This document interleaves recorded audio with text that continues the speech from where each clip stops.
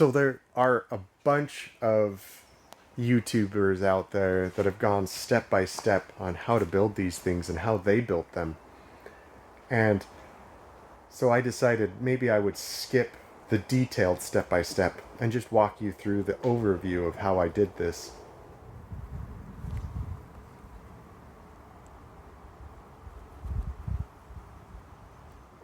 Good morning, everybody. Welcome back to the Simple Ground Homestead. I'm over here in front of my latest project. It's 95% complete, and I really want to get this video out there and show you my progress. Kind of tell you my thoughts behind this and see what you all have to say.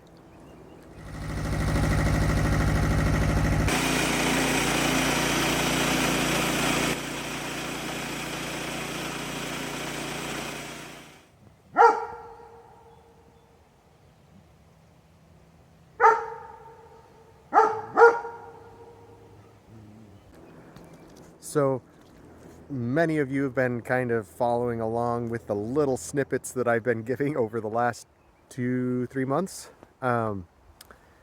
and have known that I've been working on a workshop a little bit.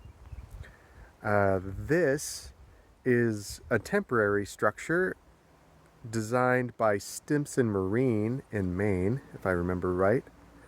I think I spent like $25 on some plans. It's a structure that's been around for quite a while. Boat builders like to use it because it's a really simple design. It's very inexpensive. What you see behind me is maybe $600 in material because I milled most of the wood myself. And it goes up really easy, and it's tall, so you can get your larger sailboats in there and you can do your work. And you know, sailboat's not going to be out on land forever. You can get it out in the water and take that shed down, reclaim your space. And that's a lot of the reason why I wanted to build something like this. The space where it is right now, eventually I want to put back into usable ground. There's a good chance that it'll be more fruit trees in the future, but it could be garden, it could be other plants. I want to utilize it for garden space.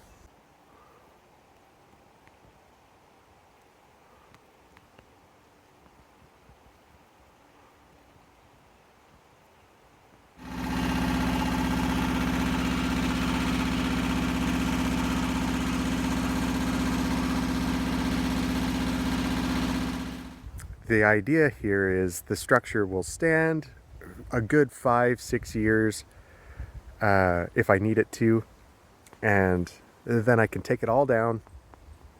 It'll break down really easy, so I'm kind of excited about that. So before I tell you about how I built this workshop, I'm going to tell you a little bit about why I built the workshop. So I found myself going in circles as I did my planning. Now that the house and the addition are done and we have a better idea of the landscape around here, I wanted to begin planning structures to build, to do the stuff I want to do on this homestead.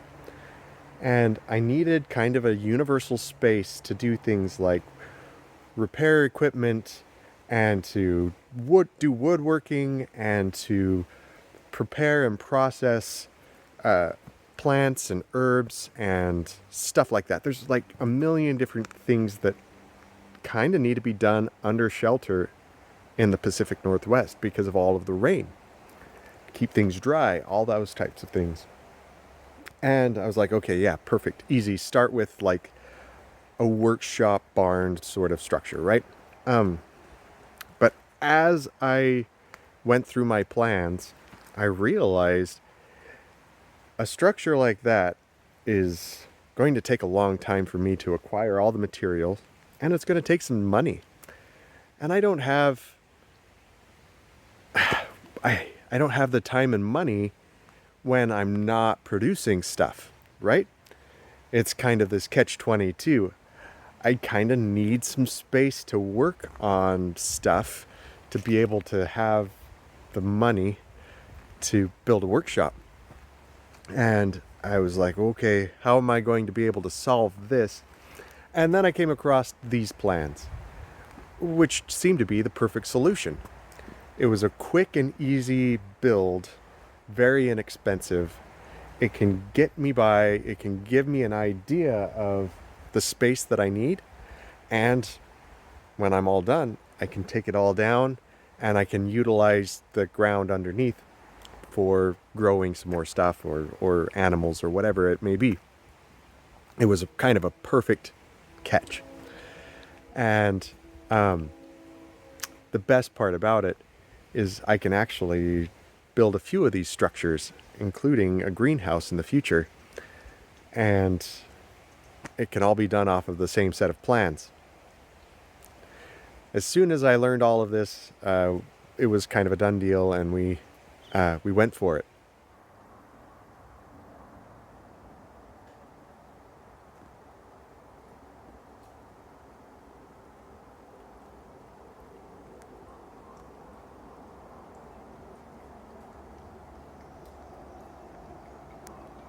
So I'd made a path forward and decided that I was going to build these sheds.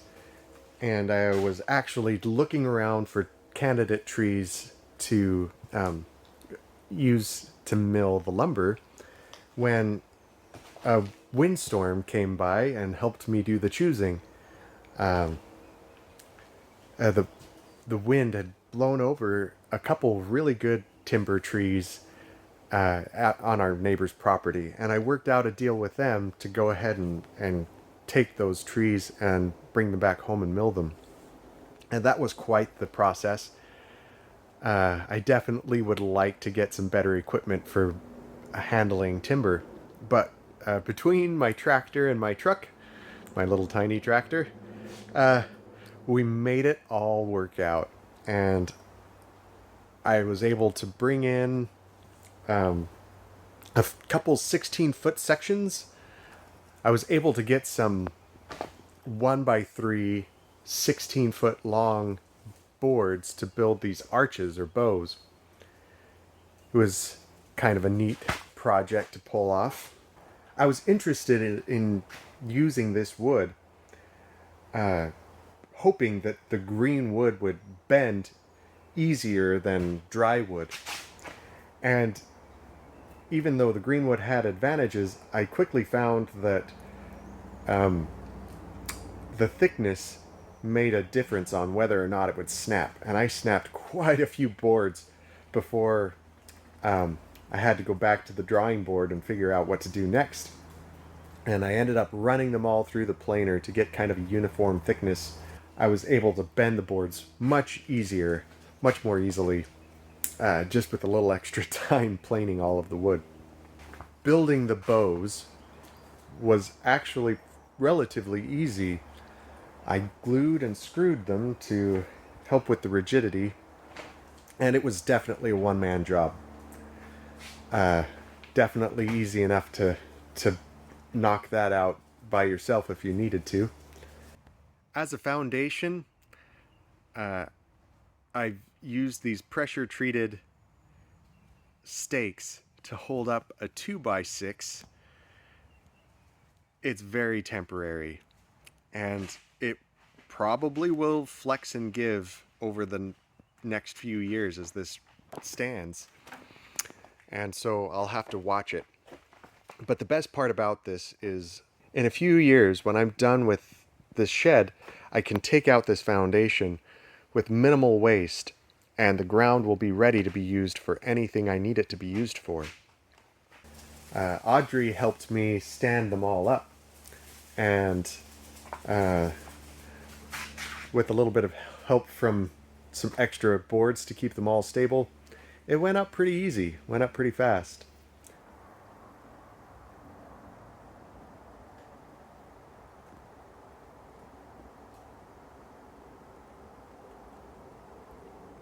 The hardest part, I would have to say, was putting this large tarp over the top.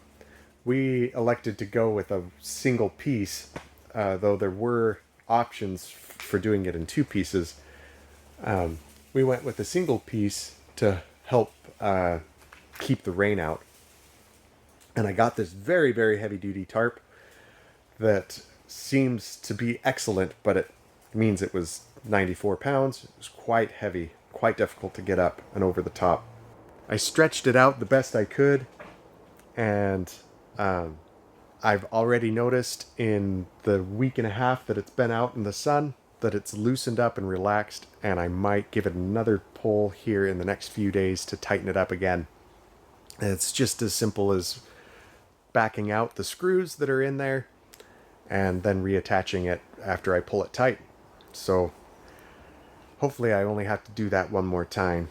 For aesthetic reasons, I really wanted the green tarp. I really liked what it looked like. Unfortunately, the inside of the green tarp is black, and I knew that would reduce the amount of light inside of the structure, and I need some light to work.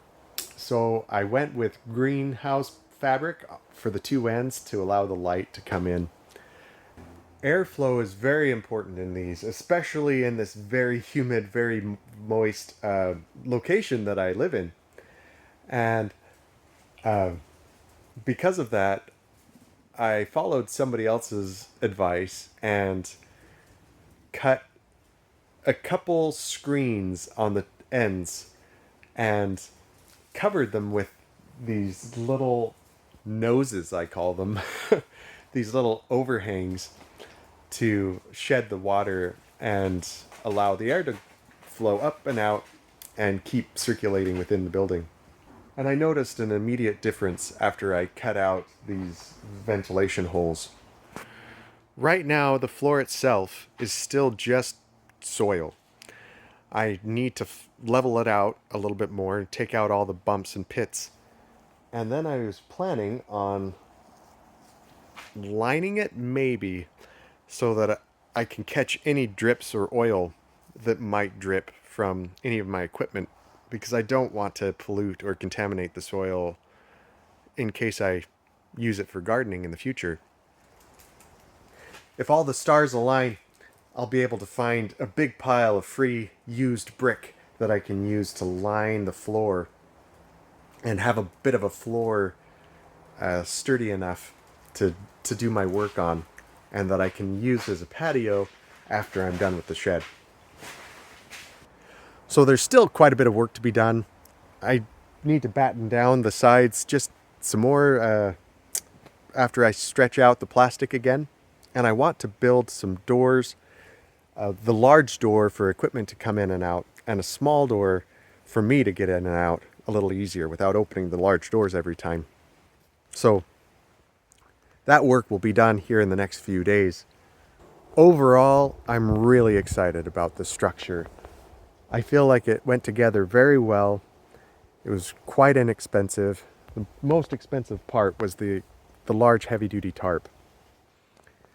I'm already making plans to make a smaller version of this to be our greenhouse, a larger greenhouse than the one that we've been using.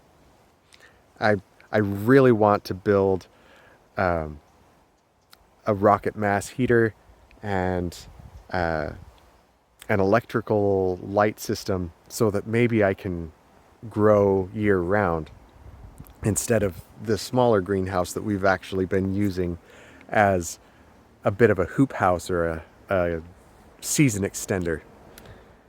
Well, everybody, thanks again for watching this video. Thanks for sticking with my channel. There's a bunch of you out there that are just amazingly loyal, and I really appreciate all of your comments and encouragement, and I honestly hope you're all doing well. I think about you every time I make a video, and you keep me going. I appreciate it. Thank you so much. Let me know maybe what kind of video you want to see when I build that greenhouse. I don't have a definitive plan on when I'm building it, but I really wouldn't mind a little bit of input on what you would like to see, whether it's a step-by-step how I'm building it, or if you'd prefer an overview, or something else that I haven't really thought about. I'd totally appreciate feedback on that. Anyway, thanks for watching this video, and thanks as always for taking this journey with me on Simple Ground. Another helper. She refuses to get off my tarp as I try to stretch it out. Now what do I do?